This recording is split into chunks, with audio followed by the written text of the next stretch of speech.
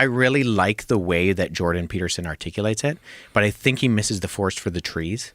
How so? In that he sees Jesus as an archetype. And I don't think actually even Jesus gives you the opportunity to see him as the archetype.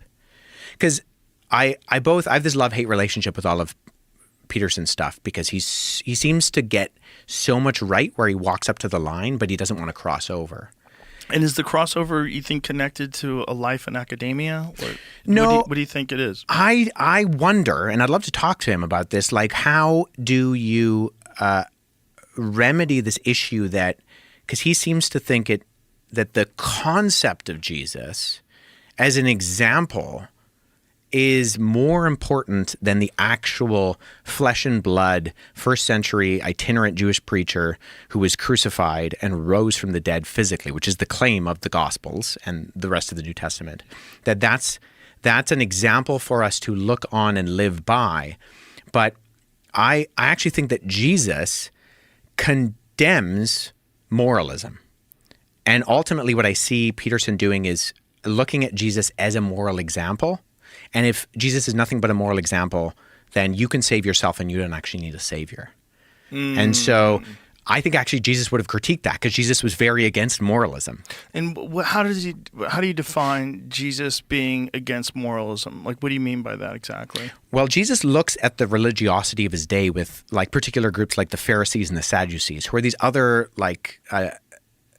other groups of Jews during his day. So we talked about the Essenes, who actually aren't mentioned in the Bible, but there are other groups like the Pharisees, who are like lay scholars, and the Sadducees, who are professional priest scholars.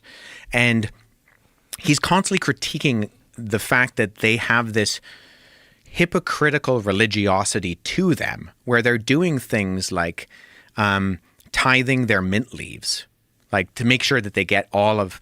This is where we get the idea of the letter of the law versus the intention of the law. Like Jesus critiques them for that, because he says, you're trying to do everything right and you're missing the point. So one of the things he says is like, if your donkey falls in a ravine on the Sabbath, do you pull it out? Or is that work? Like, what's the point of the Sabbath? Is it to not do any work? Like, is it to make sure that you're not working too hard because you might be breaking the Sabbath? Or like, what is the point? He says, like, the Sabbath was made for man, not man for the Sabbath. And that there's this intention. This is the whole Sermon on the Mount, Matthew chapter 5, is he keeps saying, you have heard it said, but I say, and he refers to the Mosaic law. And it looks like he's critiquing the Mosaic law, but he's not actually. He's getting back to the intention of the law. So when he says, you have heard it said, do not commit murder, but I say to you, anybody who harbors a hate for their brother in their heart has already committed murder. And what he's getting to is like, what's the intention? What's the meaning of the law that God gives to you? Because the law is like a mirror. It shows you how dirty you are. But his critique is, he's like, you guys are trying to clean yourself with a mirror. That's stupid. It's just if anything, it's gonna make you more messy. Like, get in the shower. The law is not what cleans you. The law is what reveals that you're dirty. And so in that sense, I think, if Jesus is a moral example, it actually misses what I think Jesus actually said about what his purpose was, in that you can't do enough to actually live up to the standard that God holds you to. And so if you keep striving, you're actually going to wear yourself out and be exhausted. Like atheists. I didn't say you did, Joe. A lot of them go crazy. They go crazy when they get older. We are we're the product of an intentional act, and we were imbued with a force that was greater even than those who created us. And there has been an effort from that time to deny us that force. Well, how do you know that our force is greater than those that created us? I don't know that. Where are you getting that from? That is from, if you're familiar with the Gnostic texts. In the Gnostic texts, the Dead Sea Scrolls were discovered in 1946-47, the oldest unedited records of the Old Testament. Push the date back 1,000 years. In 45 and 46, the oldest records of the New Testament and the texts that were excluded were discovered in a little village along the Nile in Egypt called Nag Hammadi. Can I just tell? It's a crazy story. Sure. There's not much firewood along the Nile in Egypt, and there was a woman who needed kindling to feed her family, to build the fires, to feed her family and heat their home. And she told her son, go find some kindling, and he was very resourceful. There's no trees, so he found an old tomb. And in the tomb were clay vases, and he opened those vases, and there were documents that were very dry and brittle and made great kindling. Oh, no. And we don't know how many were lost before the authorities were noted, but right now there are 13 bound. They cooked a bunch of them? They burned, they used them for fuel. Oh, my God.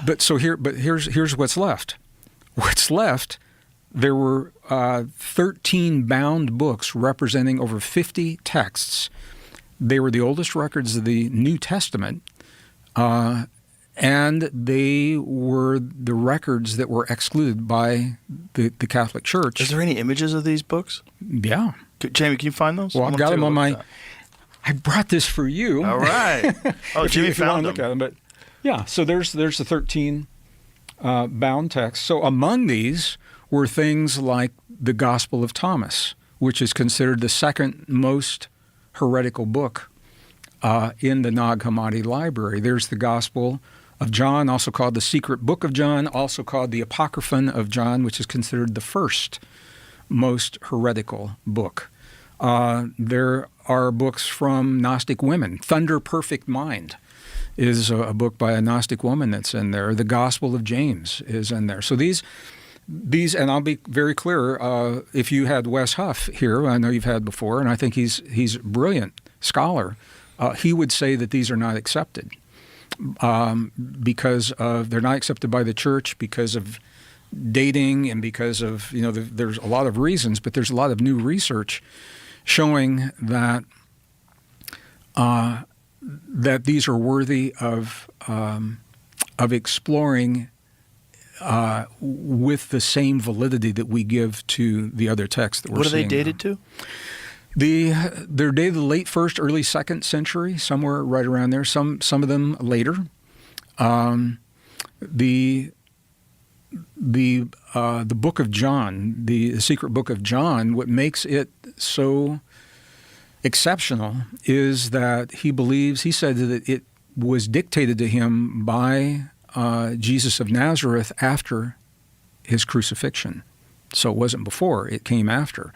But the Gospel of Thomas is one of probably the most controversial. It's 114 sayings that were recorded by Thomas, and the book says Didymus Thomas. It was the name, and it's almost like it's different from all the other books in that each saying is a teaching unto itself, and what he is saying are, I'm hesitating because we're just covering so much ground here. What Yeshua was his name. What he was teaching was so profound for his time. There were outer teachings and inner teachings. The outer teachings were for the masses, and it's primarily what you see in the Gospels. The inner teachings were for those initiates that could really understand what it was he was saying, and that's what the Gospel of Thomas appears to be. It did come from a later time. I don't think it invalidates that what it is that is being said in there. What is being said that's so controversial? Well, there's 114 sayings in there, but the bottom line, and this is one I think that is probably one of the most well-known, where he says, what you bring forth from within you will save you, and what you don't bring forth from within you will destroy you. He's saying there's a power inside of us that has to be expressed. And these texts are all about how we awaken that power. Okay, so the name, I'm going to use a word and then I'll define it. The name that is given to that power traditionally is called divinity, but it has nothing to do with religion. So that association is made because there are schools of divinity that make that, and they're great schools. They do great things. But the contemporary definition of divinity, I love this, the ability to transcend perceived limitations. And that's it. So the ability to transcend, to become more than perceived. Joe, you and I our listeners, we are living limits that probably aren't even real. We're living within limits that we have been indoctrinated to accept about ourselves. Divinity is our ability to become the best version of ourselves. Expressions of divinity, imagination. I mean, no other form of life can do what we do with imagination. And I want to talk about that in just a moment. It's more than just a picture in your mind. An image in the mind is setting into motion a cascade of chemical effects in the human body that literally change us. We are changed in the presence of the right kind of imagination, and the books tell us how to do that. So imagination, creativity, innovation, empathy, sympathy, love, compassion, healing, forgiveness. These are expressions of human divinity. It's what sets us apart from all other forms of life. It makes us such powerful beings. The purpose of evil, and this might be the most important thing that we say today, because it's a nebulous concept, good and evil, until you give it a benchmark. The purpose of evil is to deny human divinity.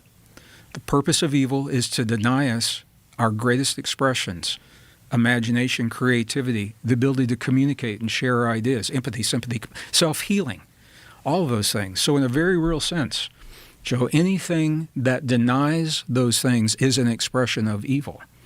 So when we find that algorithms are denying us the ability to communicate our ideas, from this perspective, that's an expression of evil. When we put something into our bodies that prevents us from healing our own bodies, that is an expression of evil. What the Gnostic texts are saying is that we are in a process that has a beginning and an end. And the purpose of the process is to deny humankind our own humanness. That has been playing out over eons, and now the technology is allowing it to play out to a greater degree, because things like AI, things like misused, I'm not anti-AI, it's how it's used. Things like computer chips in the brain, computer-brain interface, all of these things, what they're doing, Joe, is they are denying our humanness. Use it or lose it. If we're using technology in place of our imagination, for example, and the psychology journals are full of articles about this, people that chronically use artists, musicians. My wife is a voting member of the Grammys, and we just had this conversation. You've got musicians who go to ChatGPT and say, hey, write me a song, and now put some music to that song, and now you enter it with the Grammys, and you are competing against a human who has labored 30 or so years to master their voice and an instrument, and you say, is that fair? Well, they're struggling with that right now. But so these are all expressions of anything that denies our humanness. From that perspective, is an expression of evil. Who is doing that? That is what those texts are all about. That's what the texts are talking to us about. Here's that interesting. This is Gospel of Thomas 1:14. Is how it ends. Simon Peter said to them, "Let Mary go away from us, for women are not worthy of life." Jesus said, "Look, I will draw her in so as to make her male, so that she too may become a living male spirit similar to you. But I say to you, every woman who makes herself male will enter the kingdom of heaven." Okay. So what they're talking, What is going can on? you go pull up? I'm not sure why you chose that one. I just was But looking around for can you interesting pull up parts of number? That's a very what was- interesting part. Well, why it might have we can been talk left about out. it because it's in code. He's talking about the marriage, the sacred marriage of masculine and feminine, and it's he said when you make the two one and the inside like the outside, then you will say the mountain move and the mountain will move. And what he's talking about is honoring the masculine and the feminine, and that's more than just a metaphor. I mean, there's a whole thing that goes with that. Can you bring up saying number 70 I'll go up to 70, sure. or number 10? Well, start 70. So 70 says, Jesus says, if you bring it into being within you, then that which you have will save you. If you do not have it within you, then that which you do not have within you will kill you. Jesus says, I will destroy this house and no one will be able to build it again. This is the thing. He's in the Christian doctrine, we're led to believe that he was a peacemaker. And what it says very clearly in the Gospel of Thomas, he says, and if you go to the early... When I was looking it up, the Catholics say that some of this stuff Jesus did say. Oh, he said it. Some of it he did not say, and some of it's flat out made up. They have a problem with the dating, but they also have a problem. It doesn't support the narrative. So there were two councils. There was a Council of Carthage and the Council of Nicaea. And this is where they excluded these documents, but they had been accepted prior to that. Just like Enoch. You've heard people in here talk about the Book of Enoch. Yes. And that was accepted before these as well. Yeah. So these are, they're inner teachings not meant for the masses, based upon the concepts that he's sharing. And this is where he's saying there is something inside of us. And the rest of the Gospels, this is what Philip and Thomas are talking about, is that we are imbued with this force, given to no other form of life. It's a light. It is an intelligence. And when we are fully empowered in this intelligence, we are sovereign, critically thinking beings, and we are no longer susceptible to and vulnerable to the agendas and the ideas of others, and there are multiple agendas that are out there. So from this time, and now if when you go to the Sumerian text, they say the same thing. They're saying when they beheld what it was that they had created, it had more light, more power than those that created it. Then you get into the whole conversation, Genesis, where it says God created man, but that's a translation error, because the original texts say Elohim, and Elohim is a plural. Some people will say it's not. There's exceptions to that. But it says Elohim said, let us create man in our image. So even if Elohim is not plural, us implies more than one God. So the point of all of this, and we can drill down into the weeds in all of these, but it appears that there was a collective of intelligence that is responsible for us, okay? That's not science, that's the text. Now you look at the science. The DNA is telling us that 200,000 years ago, there were mutations that cannot happen in nature. So this is kind of crazy. We didn't know they could do that back then. Well, before coming out here, I asked ChatGPT, how old are some of the stories written down in the text in the Hebrew Bible? And at least according to ChatGPT, it's 10,000 years ago. So oh my God, something may have happened at that time. That makes sense. Yeah, that's a very interesting finding. Oh, Sodom and Gomorrah, that's a great story. I'm working on this translation of the Hebrew Bible. I've got a Substack now. I've been putting out things every week, a chapter a week. Yeah. On my translation of the Bible. It's like 1,000 pages right now of commentary about the language and the grammar, the meaning, what's called the plain meaning of the text. Like there was a Noah with 3 sons and went on an ark. Yeah, so that's like my big project, but I'd like to do a smaller one about Sodom and Gomorrah and the figure of Lot. I think that's a really incredible story. I've spent about maybe 2 to 3 weeks looking at that, Lot, his virgin daughters, the men circling his house, they're asking to know him. He ends up, in a cave with his 2 virgin daughters. They get him drunk.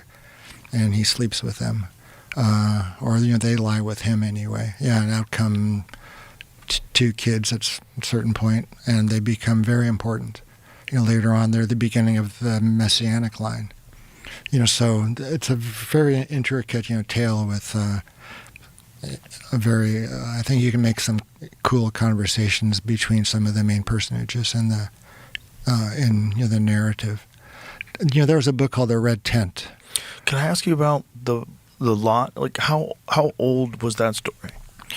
Wow, that must be. Well, it's an explanation of Sodom and Gomorrah, which is around the Dead Sea. There was a conflagration of some sort there. Have any of your guests spoken about Sodom? What actually happened around the Dead Sea? It was quite catastrophic. Well, tell us. Well, the story of Lot. Yeah, I mean there was fire and sulfur pouring down on Sodom and Gomorrah. Yeah, it was the end of the plain. Yeah, so that's the southern part of the Dead Sea. It is a Dead Sea because of its high salt concentrations. It was kind of closed off from the coast. So it's at least a description of what took place.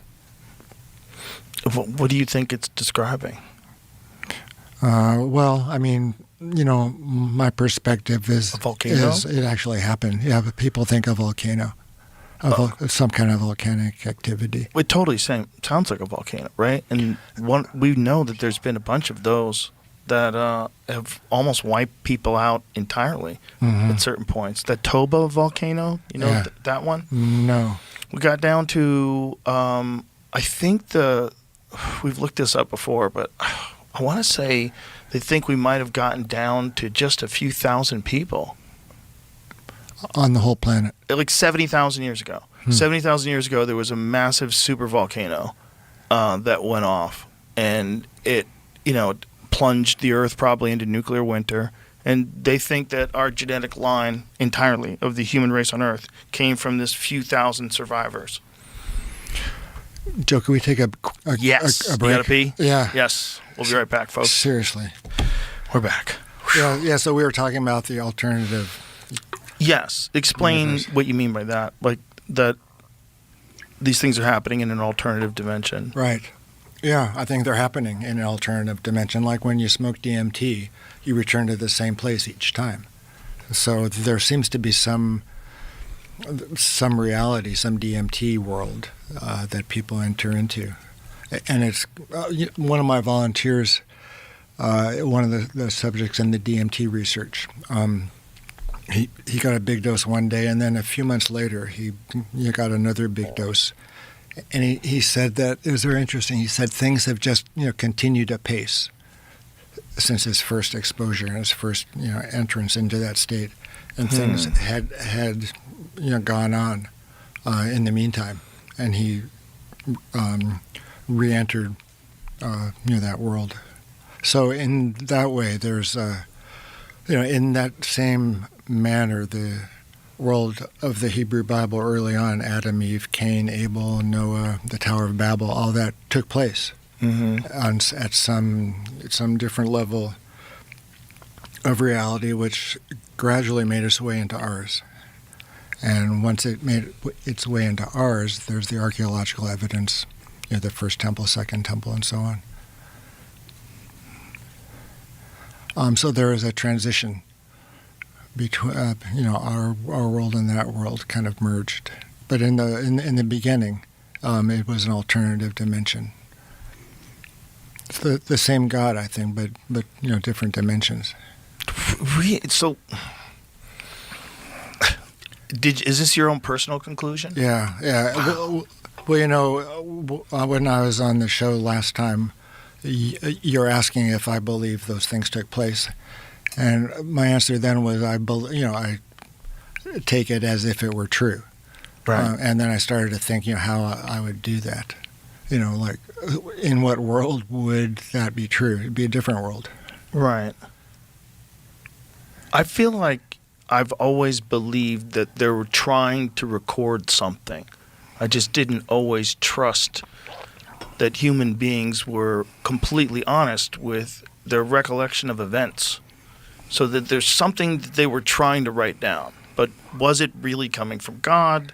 Are these accurate events? What exactly happened with Noah and the ark? Like what really happened? Well, 3 stories. Three levels.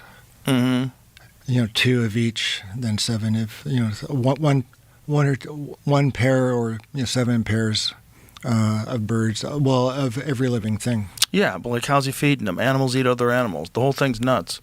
You would need a lot more rabbits. You need so many animals to keep just the lions alive. Right. It doesn't make any sense. How's he getting them all from all over the world into his stupid boat? Yeah. There's so many things that are wrong. Yeah. But the story of him being told that some shit is about to go down, and you probably should, find some way to restart your version of civilization somewhere. There's probably multiple, like the flood myth that we, whatever you want to call it, the stories of the flood that you get from Epic of Gilgamesh, that you get from Noah.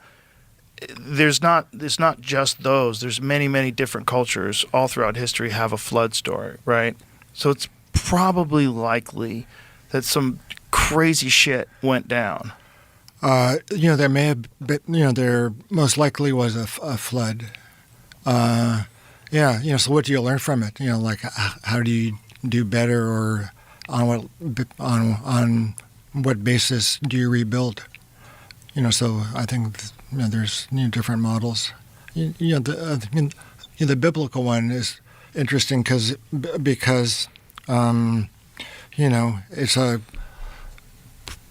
it's lineage, from Adam to Noah, Right. to Abraham, Isaac and Jacob and the tribes, and now.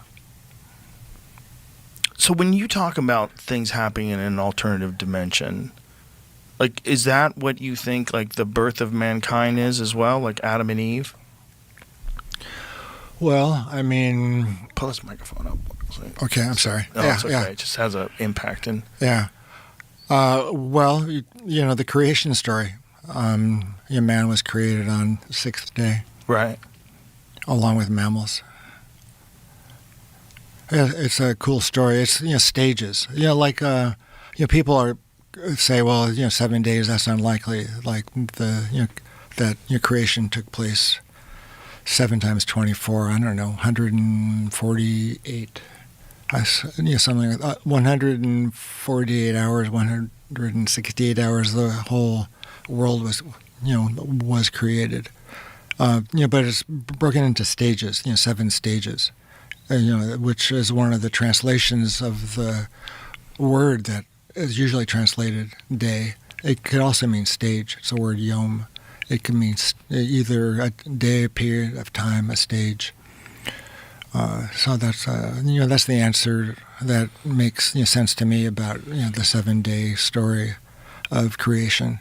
Yeah. So man was created on the 6th day, and then was placed in the Garden of Eden, and those events took place. The stories themselves are just they're written down, and so people have been studying them for thousands of years. Who do you think Lilith was? No mention of Lilith in the Bible.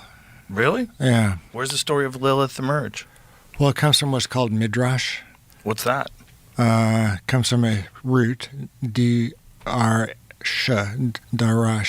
It means to, explicate, to expand upon, to investigate.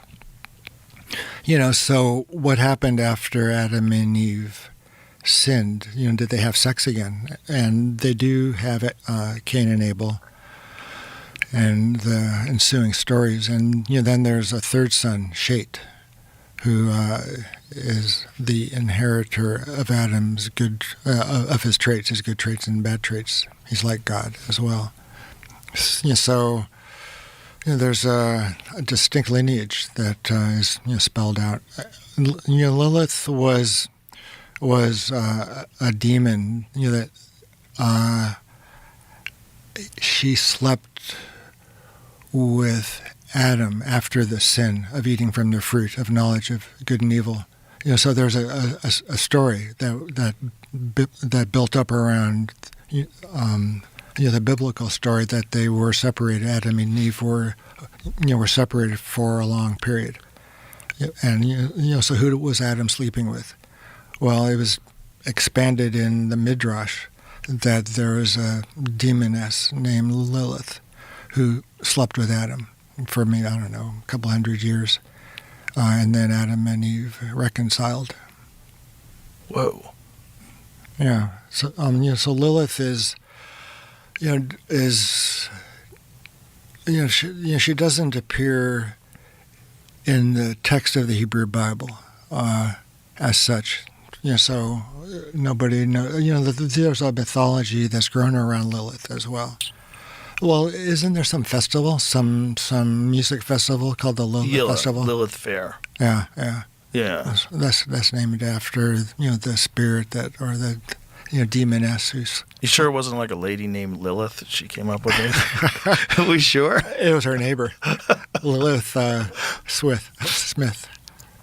I got off on a giant kick one time reading about giant, and it's like anytime the Smithsonian got involved, it was just shut down. Yeah, the giant stuff is weird because there's a lot of documentation of people finding giants, like enormous giant bones, 10, 15 foot tall humans, and then there's also the Nephilim in the Bible that are giants that consumed everything. That were David and Goliath. There's giants in the Bible, and it makes you think like, okay, is it a giant like the mountain from the Game of Thrones? Just a big that's guy. what maybe. Because people were shorter and relatively back then. Right, but probably some people weren't. Yeah. If they lived in some places where they had more resources and better genes. Yeah. Pituitary gland problems, where we have guys 7'11" plus. Yep, but this seems different. The giants in the Bible and the giants in historical accounts, it seems different. It seems like it's a totally different species of human. And again, if we just found this guy recently that's 1 million years old, and now we know. So forever they were saying that human beings, the timeline used to be Homo sapiens emerged 50,000 years ago, and then they moved it to 150, then they moved it to 250, 300, as they find more information. Now they have to push it to 1 million. And if one day they find a fucking head as big as this table, like what do they do? What do they do about that? Do they even tell us? I don't think they would. I don't think they would. But why wouldn't they? That's what's weird. Why wouldn't they? Isn't that crazy? But we all agree. We all agree that if they did find a giant, they probably wouldn't tell us. Yeah. But not until they did their own, figured it out for themselves or tested on what they want. if they want people to know, but I don't know why they wouldn't want people to know. Like, why am I convinced that they would hide that? Well, if there is Antichrist on his way, and his goal, he already knows he lost. So his goal at this point is just to destroy as much as possible, get as many souls as possible. And finding stuff like that would prove the Bible more true would turn more people to Christianity or to God, the one true God. Then I could see where if there is like some type of spiritual force that is in somewhat control, then I could see that's the only way I can make sense of it. Is like, why cover up progress? Why not tell people the truth? Because I think it's ego, and that might be also related to good and evil in a lot of ways. Loving yourself, and you're supposed to love God over yourself. Right, and being the person that has the knowledge and the person that distributes that knowledge and is the gatekeeper of it is a very intoxicating thing for a lot of these academics. And if all of a sudden something comes along and this is the speculation about what happened with the Smithsonian, that they took that stuff and just fucking tucked it away. I would think they femur bones. They would want to have, secretly do their own tests without anybody knowing about it. I know, once but you to what end? At one point in time, before everybody else knows, they would already have the answers. I don't know. But wouldn't there be a time where someone would want to be the guy who discovered it all and get all the credit for it? Like, that's why it doesn't make sense. To me, if somebody knows God, it is freeing in a lot of way, and you realize that, no government is above you, or no man is above you. God is above you, and you serve God. And if you can keep people away from God, you're that much more susceptible to being a slave to something else. And whatever evidence or anything that kind of proves that God exists. Yeah, anything that's going to prove God's existence, I think that's going to be the main thing they shut down. Right. Like the Shroud of Turin is an excellent example. Yeah, that one's an interesting wild. one. That's a weird one, man. That's a weird one. There's a lot of people that go out of their way to try to disprove it, but when you get into the dating of the cloth, so it used to be they were saying that it was only a few hundred years old, but now they're saying that the way the cloth is made, the cloth is made that's exactly consistent with the time that Jesus was alive, and that more tests need to be done to find out the exact age of it. because the problem is like you don't know like what piece they studied, and you're not studying the entire thing, and also the image of it is bizarre. Because the image of it, you really only see Jesus when it's a negative of it. Mm-hmm. And they don't know how that image was put on there. It wasn't stained. It wasn't burned on there. They don't know what caused it. It's like a blast of radiation. Yes, right. Somebody recreated it with gamma radiation, I think. But the only problem, so it would just be it would need to be an extreme source of light to do that. But the only problem is that would have vaporized, the heat from the light would have vaporized it realistically. So they're wondering, well, if light did do it, how was there no heat? Right. So if Christ did raise and pass through it, there's also X-ray images in the shroud apparently. Well, you see this when you see the shroud in negative. Like Jamie, pull up an image of it. It's very strange. Like it shows the lash marks on his body. Yeah. It shows his facial features. It shows the holes where his wrist is, where he was crucified. It's very strange stuff. Because like for someone to do that as a hoax and to just not paint it, just to do it in some very weird. Go to that. Yeah, that one right where your cursors are over that. Make that big. Recently said it's fake. They've recently said they it's go fake? back and forth on the it. thing it's is been like, back and forth. who is the person who's they? Right. Yeah. The Catholic Church is who What's that, owns Jamie? it. Says they've been debunking it for 650 years. Well, but 650 years ago, they didn't even have carbon dating. So what were they doing to debunk it back then? Yeah. There's a bunch of people that want to debunk it. It says there's a So what does document it they say? found. A document? Well, they were talking. I mean, I don't know. Where they talked about it being bullshit? Yeah, I've The also thing is, seen people, videos. I'm sure, called bullshit on it I've a long seen videos time of ago. People have talked about ways that some of that stuff could have been done. Sure, but how would someone figure out that 500, 1,000, 2,000 years ago, whatever it is? It could have been 300, 200, 150, Sure. 60 years ago. Well, it's 650 years. If they've been debunking it for 650 years, you got to assume it's at least 650 years old. Well, So the thing is, like, see, it's been dated between 1355 and 1382. So The text was the document the text, what text? that we're talking about here, not the shroud. What is the text about? Medieval documents revealed the authenticity of the shroud that many believed wrapped and crucified was being called into question perhaps as early as 1355. Okay, well, that means that it existed 1355. yeah. Depictions by clergymen. See, it's hard. Deceptions. Oh, excuse me. Deceptions by clergymen. His writings, now considered the oldest written rejection of the relic, predate the previous earliest documented criticism by the Bishop of Troyes, Pierre d'Arcis, in 1389. So either way, we know it's at least 600 plus years old, and we know that the way that it was put on there was not stained, it was not painted. It's very strange. And if you look at it like that, they didn't even know that until they came up with photography, until they could take an image of it and make it a negative. They didn't see the face of Jesus and all the depictions. Mm-hmm. It's like this image right here is like, you look at that, the Shroud of Turin, like, yeah, I could say call bullshit, whatever. But then you see the negative, I go back to those other images. So this is what it looks like when you run it through, when you use modern photography and turn it into a negative. That's really weird. Yeah. That this wasn't, that they didn't know about this in the 1300s. Yeah. A new study says it's something else.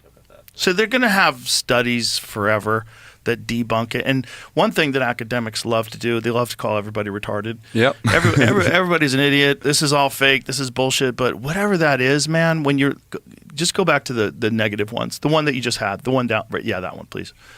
That's weird as fuck to me, man. So That's weird as fuck that you couldn't see it normally, and you only see it when they make a negative of it. That is so strange.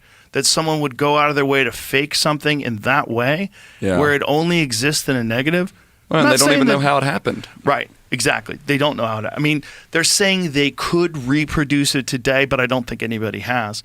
And also, how are you going to reproduce it to such an extent with so much detail that matches the biblical depiction of the crucifixion? Yeah. Including the holes in the wrist, the lash marks on his back, the wound in his side. It's all really weird. At the very least, it's fascinating. Mm-hmm.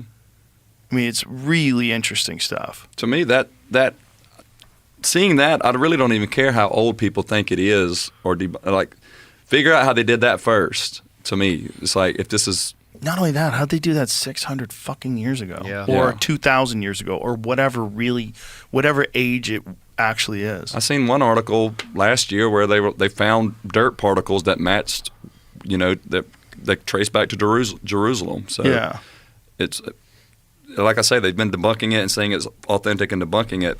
It seems like for the last 5 or 10 years now. Oh, it's very weird stuff. It's just where are we at right now with it? That one church in Ethiopia that's supposed to have the Ark of the Covenant there. Yeah. And all the people that guard it, they all get cataracts and they wind up dying of radiation. I haven't heard that one. You ever heard of that? I don't know about that, because the Ark of the Covenant was when God the Father's presence was here on earth, not through Jesus. Old Testament, the I Am was down here, and that's what he resided in.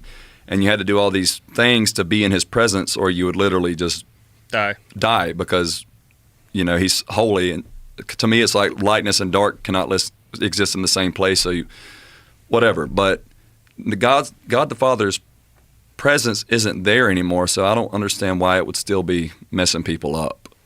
Well, we don't know what they were writing down, right? Yeah. The problem with all ancient religious texts, let's assuming there was real events. Mm-hmm. The problem is a lot of these things were told as an oral tradition for 100, 500, 1,000 years before they're ever even written down. And then they write them down. They write them down in Aramaic. They write them down in Hebrew. And then they have to translate it. And they translate it to Greek and Latin and then eventually English. You're missing a lot along the way. When I read these things, when I read the Bible, or if I read the Book of Enoch or any of these ancient texts, I'm always trying to say, okay, what were they trying to document? Mm-hmm. Like, what was the original event? Like, what actually happened? And the problem is people are really bad at telling the truth. Like, human beings, when they see something fantastic, they always add their own little flavor to it. People add their own little thing to it. If they are of a certain belief, they're going to attach that belief to whatever this thing was. So it's no question that these people held whatever that was in such high regard, and it meant so much to them that they, like the book of Isaiah, where it's verbatim, that they wrote it verbatim for 1,000 years. Back when they started out, they were writing things down on animal skins. Mm-hmm. That's one of the things about the Dead Sea Scrolls that's so fascinating, is they had to do genetic testing. So they're writing these things down on these animal skins, and they had to make sure that the skin of this one is the same cow as the skin of this one. So if they do like genetic testing to make sure it's the same cow skin. And so, okay, we got all the skin from this cow, and it's in this group of text, so start decoding it. That's an interesting way of doing it. That's wild. Yeah. It's wild. I would have never thought of that. And like Wes Huff said, how they used to write things, like they'd leave stuff out back then because it wasn't required back then. They would just write down the basics. I watched that Wes Huff thing, and that was very interesting. He's fascinating. He's brilliant, man. Yeah. I've watched a bunch of stuff on him. Very learned a brilliant. lot. But it's again, what were they trying to document? Yeah. There's clearly something was going on back then. Something happened. Did you ever read that story? It was somewhere in the Bible. I can't remember where. It's in the Old Testament. Somebody stole the ark. Well, some tribe stole the ark, and like the next day, the next morning, like everybody was dead from stealing the ark, and they pretty much said, "Hey, come get this thing, take it back." Yeah, we don't want it. We're good. Well, that's what people believe is in this church in Ethiopia. Yeah. Because there's these Ethiopian Jews who also, their Bible is the Book of Enoch. Yeah. Do we have an image of this ark? No, you can't see it. Nobody can get. I say, send in the SEALs. We need to fucking SEAL Team 6. Find out what the fuck is in there, bro. Put these guys in hazmat suits and let's get to the US bottom of this. If the U.S. knows you got it, it's going to be ours. Well, you would imagine. We're going to take it. I would like to they might see not know at all. Well, what would happen with remote viewers if remote viewing is real? Get remote viewers in a room, and we have talked about. One of the things you talked about was that there was this transference, like the Eucharist eventually became a placebo. Do you think that what do you think it was initially? Do you think it was a psychedelic mushroom? So that's Allegro certainly thought that, right? Right. So John Marco Allegro, author of The Sacred Mushroom and the Scroll. So he releases that book in 1970, and he claims that Christianity is the guise for a Near Eastern fertility cult. And I think it's very interesting, but there aren't many linguists who support the proposition. Right. There's a lot of people that disagree with him pretty heavily, right? I mean, from like a purely linguistic perspective, it's, to explain it briefly, so he says that... Did you read this, the Sacred Mushroom and the Cross? Yeah. Did you read it? Several times. Did you read the Dead Sea Scrolls and the Christian Myth as well? From Allegro. Yeah, that's the one that was... So the Catholic Church bought out the original one, right? And it was very difficult to get a hold of for the longest time. You had to buy copies of it. I've heard rumors to that effect, yes. Yeah, and then he comes out with the second book, the Dead Sea Scrolls and the Christian Myth. What did you, knowing as much as you know about language, like what did you feel like he made leaps? Did you feel like he made these connections that maybe were based on speculation? So he writes, it's pure philology, right? So it's word games and things that only linguists, I think it's incredible that people who aren't linguists can actually read that. It's really, really difficult to read Sacred Mushroom and the Cross. But the basic premise is that the New Testament, written in Greek, has this Semitic substratum. So underneath the Greek, the author, the gospel writers and Paul are actually referring to different terms in Hebrew or Aramaic. And that these terms have in turn come from the Sumerian, which any linguist would say is a language isolate, that there is no real relationship between Sumerian and the Indo-European languages like Greek and the Semitic. So the premise of the argument is something that most linguists don't accept. However, and Carl Ruck has written the afterword to one of the editions you probably have of Sacred Mushroom and the Cross. And he gets into some complex theories about psycholinguistics and this interesting idea that just because they aren't related, there are certain words, certain names, certain vocabulary, like plant definitions, which would carry across the different languages. And I find that somewhat interesting. But when you dig into the words that Allegro was recreating, he places an asterisk actually next to these words because they can't be corroborated by the ancient texts. So some of these Sumerian words he straight up hypothesizes as existing, but they can't really be found in the existing tablets. So it's hard to correlate some of those meanings he draws down from the Sumerian.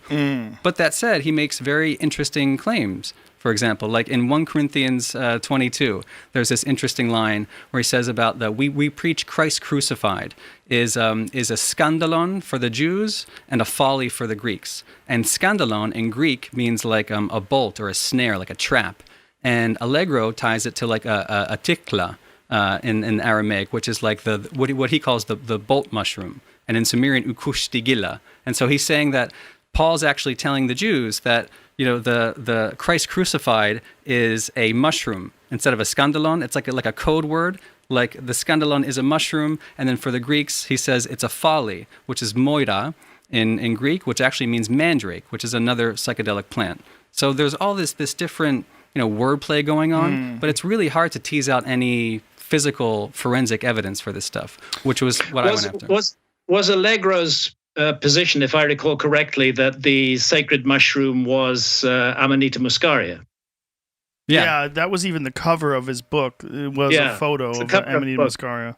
And that's where I think Allegro did amazing work, but that's one area where I have a problem with Amanita muscaria as the psychedelic of choice in early Christianity, because in shamanic cultures where Amanita muscaria is used, it's recognized that the mushroom is much more effective after it's been passed through a human body, or indeed through the body of a reindeer, and emerged in urine. And so those shamanistic cultures of Siberia use Amanita muscaria by drinking it in the urine of a shaman who has previously consumed the mushroom. And I don't see a lot of evidence for that in early Christianity. And it's why I like the work that Brian has done, looking at the really hard evidence for psychedelics in early Christianity, which are not in this case Amanita muscaria, if I'm correct, Brian.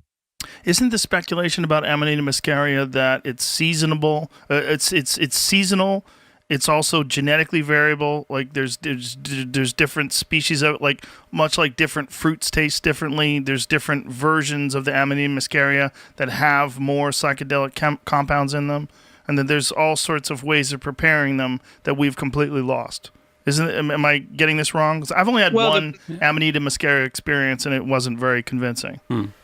Yeah, and this is often the case, but I'm told, I've not had the experience myself, but I'm told that if you can bear the idea of drinking the shaman's urine after he or she has consumed the Amanita muscaria, you will have a really powerful journey. Yeah, but you don't want a shaman just laughing hysterically after you drink his urine. Yes, absolutely. Like, the joke's on you, stupid. Yeah.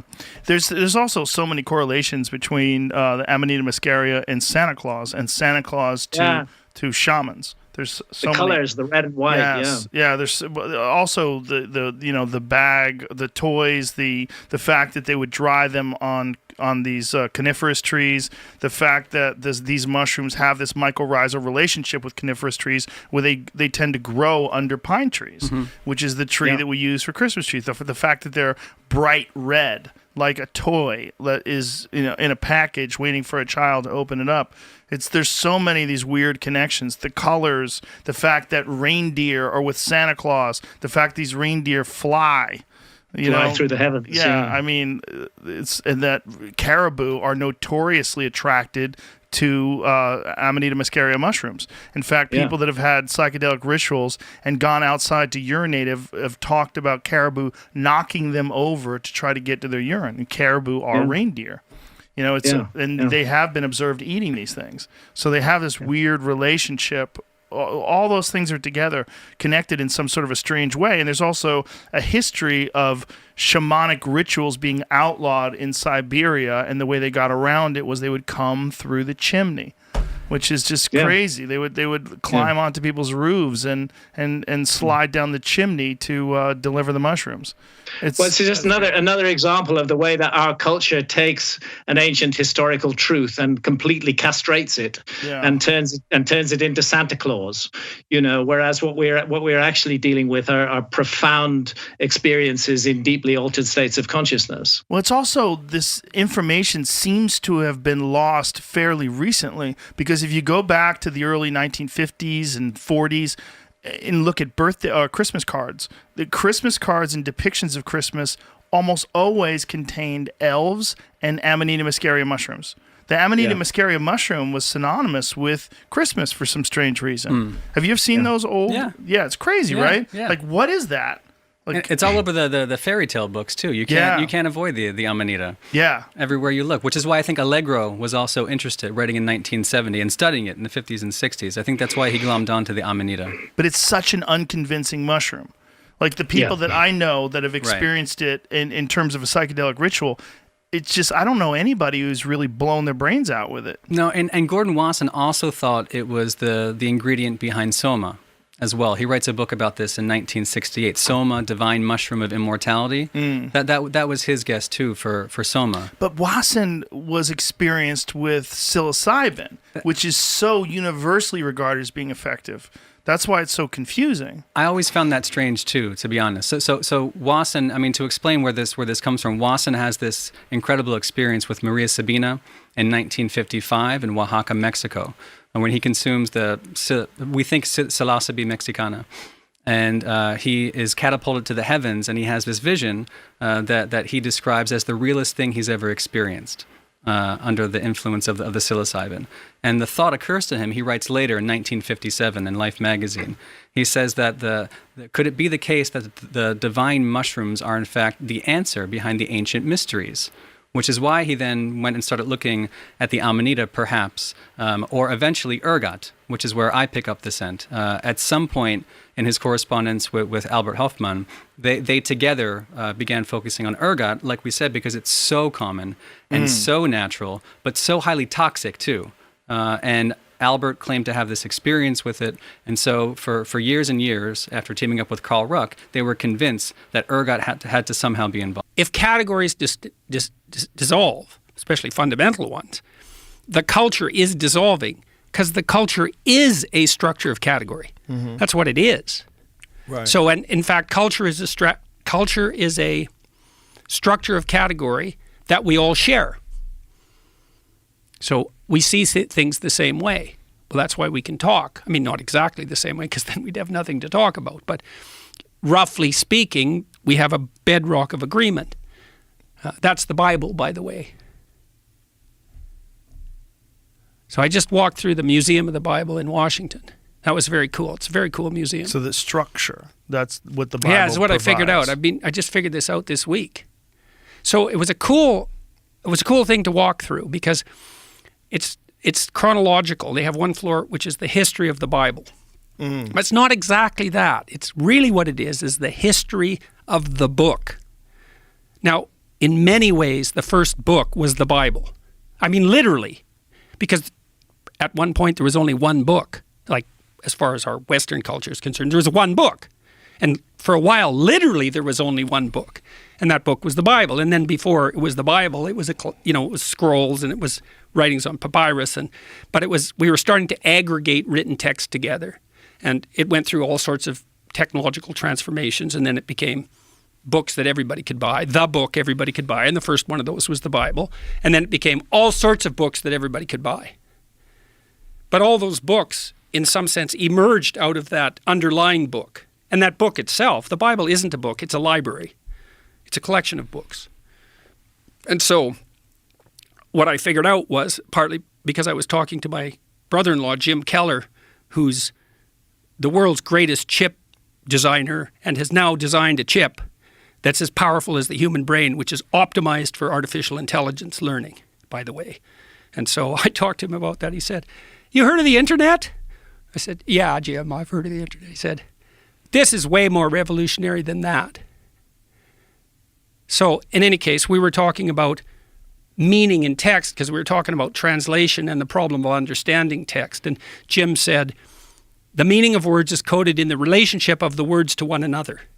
And the postmodernists make that case, that all meaning is derived from the relationship between words. That's wrong because, well, what about rage? That's not words. And what about moving your hand? That's not words. So it's wrong, but part of it's right because the meaning we derive from the verbal domain is encoded in the relationship between words.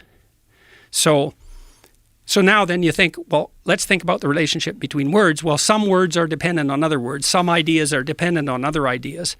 The more ideas are dependent on a given idea, the more fundamental that idea is.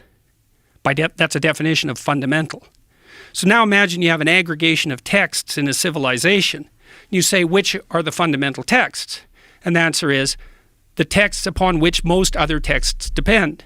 And so you'd put Shakespeare way in there in English because so many texts are dependent on Shakespeare's literary revelations. And Milton would be in that category, and Dante would be in that category, at least in translation. Fundamental authors, part of the Western canon, not because of the arbitrary dictates of power, but because those texts influenced more other texts. And then you think about that as a hierarchy, okay, with the Bible at its base, which is certainly the case. Now imagine that's the entire corpus of linguistic production, all things considered. Now, how do you understand that? Like, literally, how do you understand that? The answer is you sample it by reading and listening to stories and listening to people talk. You sample that whole domain. You build a low-resolution representation of that inside you, and then you listen and see through that. And so it isn't that the Bible is true. It's that the Bible is the precondition for the manifestation of truth, which makes it way more true than just true. It's a whole different kind of true. And I think this is not only literally the case, factually, I think it can't be any other way. It's the only way we can solve the problem of perception. When you had Mel Gibson on your podcast the other day, he brought up the Shroud of Turin. Yeah. And I always thought that was fake. Because like in the 80s. What is that, Eddie? The shroud, it's like the cloth that Jesus was buried in and left an image of him. Uh-huh. And in the 80s, like 1988, they did carbon dating on it. And they go, oh, it's fake. See that? Yeah, it literally has the image of Jesus burned into it somehow or another. I never looked into it. I just figured it was fake. But listening to you and Mel Gibson talk about it, I'm like, it's real? Is there Well, apparently it's a lot older than they assumed when they did the first testing. And one of the problems is that there's cross-contamination. There's also been repairs to it. But they did subsequent testing, and they found that it was like 2,000 plus years old. Yeah, and the one thing, it's the most studied artifact ever. Mm-hmm. Damn. Like particle physicists, nuclear engineers. They all studied it, and some of them, some believe in it, some don't believe in it, but they all agree on one thing: no one knows how they did it. Right. No one knows how they made it. There's no paint. There's no dye. So, dude, all this week, all day, I'm just watching documentary after podcast on this shit, and it's fucking mind blowing. Yeah, it's pretty crazy. It's mind blowing. If it turns out that they can't figure out how anyone could ever do it, like if no one has come up with a theory of how to do that today, that's where it gets really interesting. Because it wasn't paint and it wasn't dye and they all agree on that. Wasn't burned. They all agree it's a mystery. But then the skeptics say just because we don't know how it was done doesn't make it real, which is a good point. But then the other side's like, dude, all these scientists have no idea how they faked it. It's got to be real. So it's all about how you look at it. I lean on the side to be real. There's a nuclear engineer. Well, that would be the most fun. There's a nuclear engineer. You can go on YouTube. His name is Robert Rucker. Watch his breakdown. This guy's a nuclear dude. He's breaking down the it's insane because it's a negative image on a non-photographic material. It's linen. Right. And then it turns out, like if you look at it with the naked eye, it's white, and then you see the image of the face is kind of like yellow. You can barely see it. But in like 1898, some photographer took a picture of it and then flipped and then looked at the negative, and then all of a sudden in the negative, the whole body appears, front and back, because he was buried like with a. You see the images, Jamie? He was buried with the sheet under him, and it went around his head. That's the back of him, because the right one's the back and the left one's the front. That's crazy. No one knows how they did it. And it even has, like, scientist. the holes where the wrist would be nailed. Yeah, it's fucking crazy. That was the thing with Jesus. With me, it's very hard. It was always very hard to believe in Jesus. I'm like, dude, the resurrection, like that's a hard one to wrap your brain around, right? I could believe that he existed. I could believe that he got crucified. A lot of people got crucified, but the resurrection was always the thing that kept me from really believing in Jesus. I'm like, there's no way the resurrection was real. But even if this is real, Eddie, it doesn't mean he was resurrected, right? It just means he was crucified and he was the actual real man. No, the thing is how the image got on.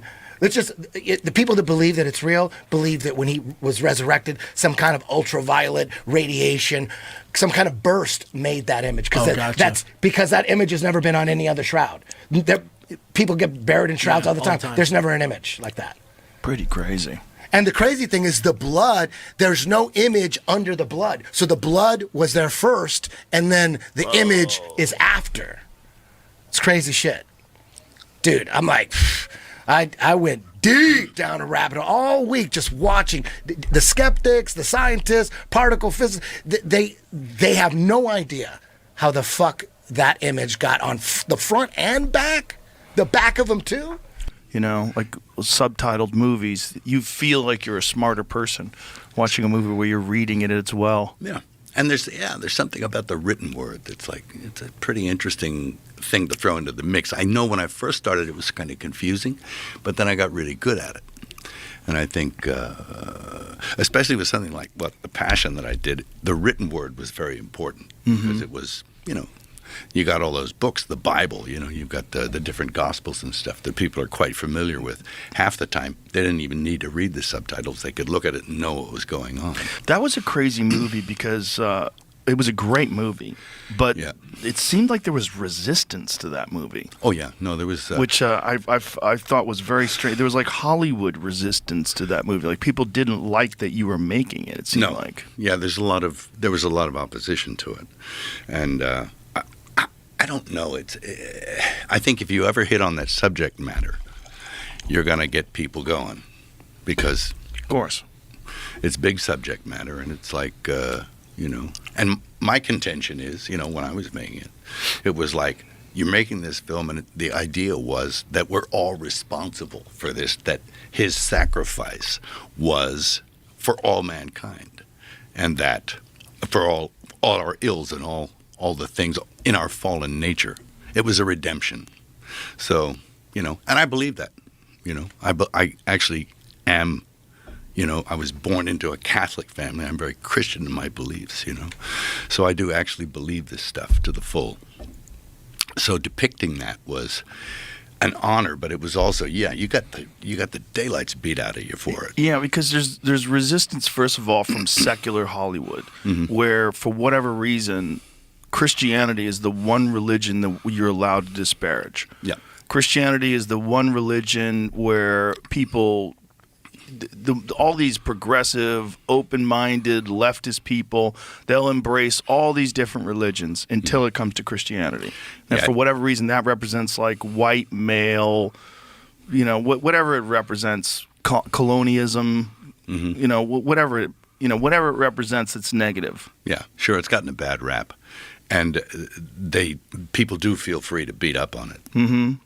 Even I do when I see it's like, when it's not fair, or when I think it's off. Right. Like, when they appoint some cardinal in some diocese and he's been covering up for like people who are child molesters. Yes. Or, like Theodore McCarrick or Cardinal Wuerl or those kind of guys. I mean. Or the Pope. Yes, absolutely. I'm Benedict. Not Benny. Well, he was covering up, but so is the guy now. Is he really? Well, yeah. It's not great. I thought he was like the more progressive pope. Oh, he's very progressive, yes. But he's covering up for stuff as well. Well, they all are. I mean, it's a dark institution in a lot of ways because it's history. Mm-hmm. Well, the institution, it was instituted by Christ, but that doesn't mean that it can't be flawed. And there's a school of thought that says it isn't what it purports to be anymore.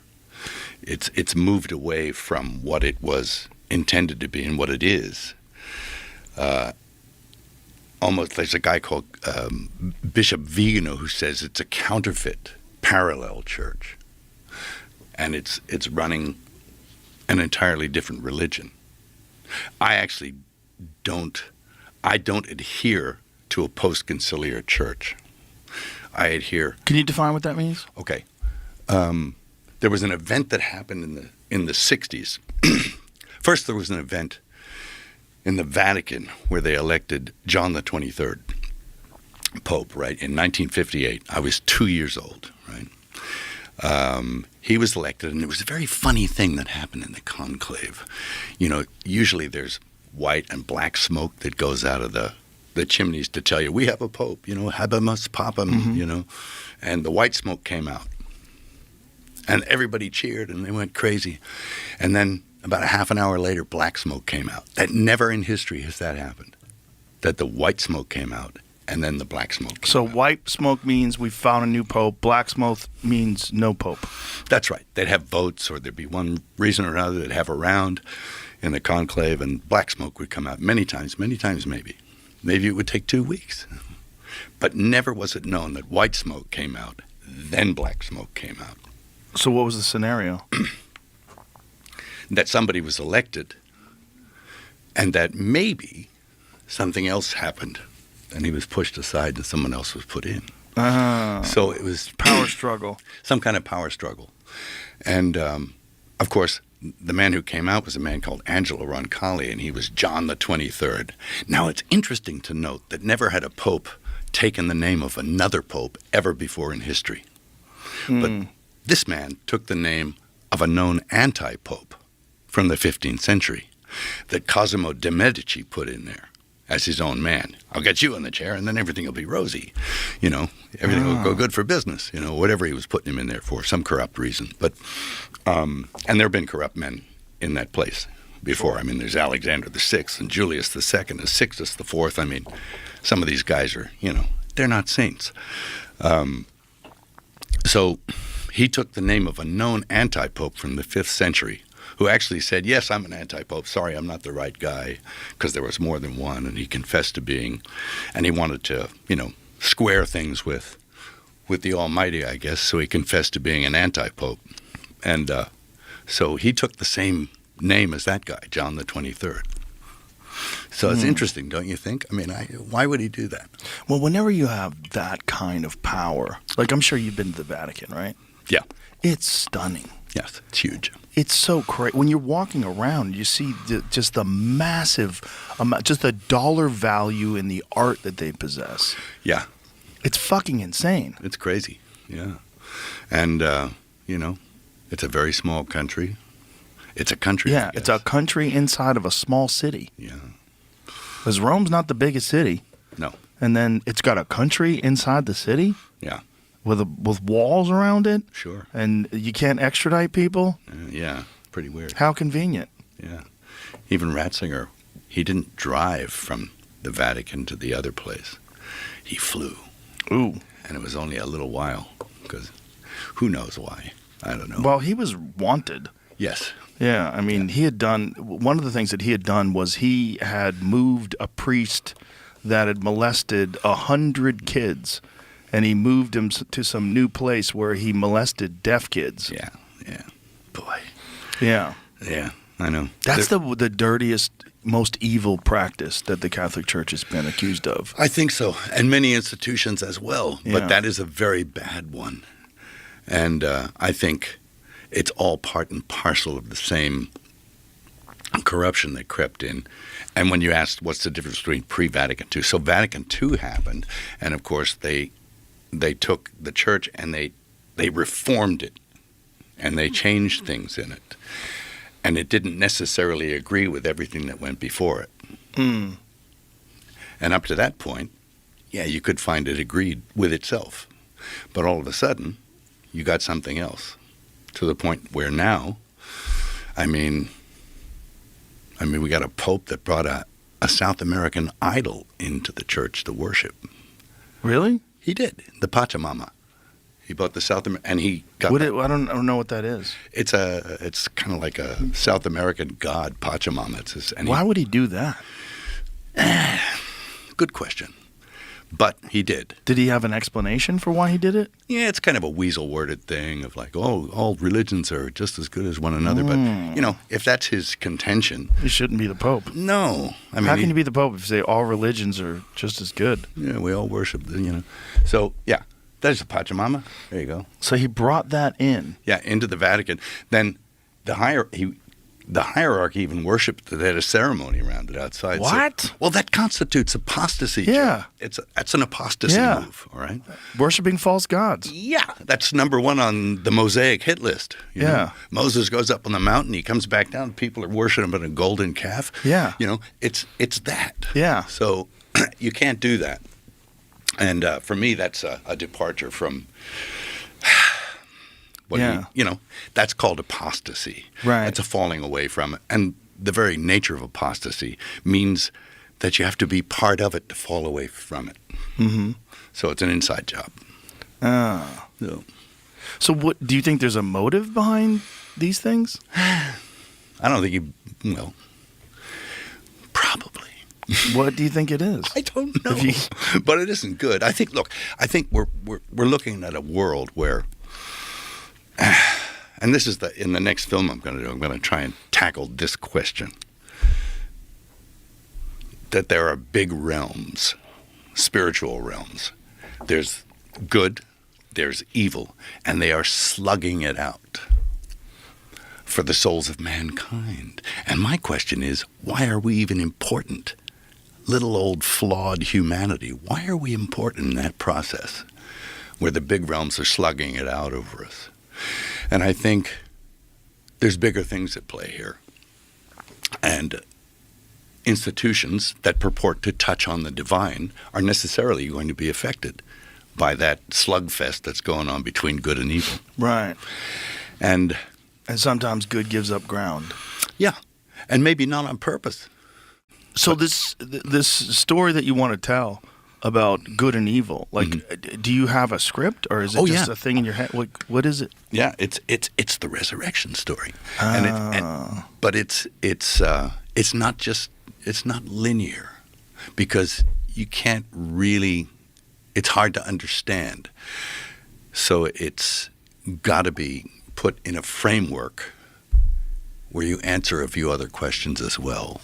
And you have to juxtapose the event itself against everything else so that it makes some kind of sense in a bigger picture, which is a hard thing to do. And it took my brother and I and a guy called Randall Wallace, plus my brother and I, took us 6-7 years to write it. So are you doing this with historians as well? Are you trying to make it... Yeah. Yeah. Historical stuff. Well, I regard the Gospels as history. It's verifiable history. Some people say, "Oh, it's a fairy tale." He never existed, but he did. And there are other accounts, verifiable historical accounts outside the biblical ones that also bear this up, that yes, he did exist. And the other aspect of that is that all the evangelists, the apostles who went out there, every single one of those guys died rather than deny their belief. And nobody dies for a lie. Nobody. Right. So that's part of what I'm doing. It's like showing nobody dies for a lie. Yeah. Well, the resurrection is the one that is the most difficult for people to swallow. Yes. That's the one that requires the most faith. The most faith and the most belief. Yeah, resurrection. Yeah. Who gets back up 3 days later after he gets murdered in public? Who gets back up under his own power? Buddha didn't do that shit. Right. So. You believe that was a real event? Yeah, I do. Yeah. What brought you to that belief? Is this something that you've always had, or is it something you studied it and you've come to this conclusion because of the historical accounts? And yes, I think as a child, one accepts things on faith because you're raised by people who are nice to you and they believe it. And my dad was a pretty smart guy. He was like Mensa smart, like real smart. Like back in 1968, he won Jeopardy, right? And then really, and then they brought all the Jeopardy winners back, and he played all the winners, and he beat all of them too. So he had a mind like a steel trap, and his memory was practically photographic. My memory is pornographic, but it's like his was like, I don't have that kind of mind, right? But I'm more like, he did math, and I can't add, but. So as a child, you learn these things and you accept them on faith. And I still have that faith, but as I got older, I came to it through intellect and through reading and putting things together in accounts. And then occurrences, like in my own life, I mean, just recently they verified the Shroud of Turin. Have you seen that? I've been reading about it, and I know that there's some contention, there's some discussion and debate about it, but they used to think that it was only a couple hundred years old. Yeah. And now they've changed that. Yeah, they've said, no, it's back then. They also don't understand how it was made, which to me is very fascinating, because it's not paint. It's not, they don't know what caused the image itself and how that technology would have even been available. It wasn't, no. A couple thousand years ago. An intense light, I mean, atomic, to leave almost like a photographic imprint on a piece of cloth. Yeah.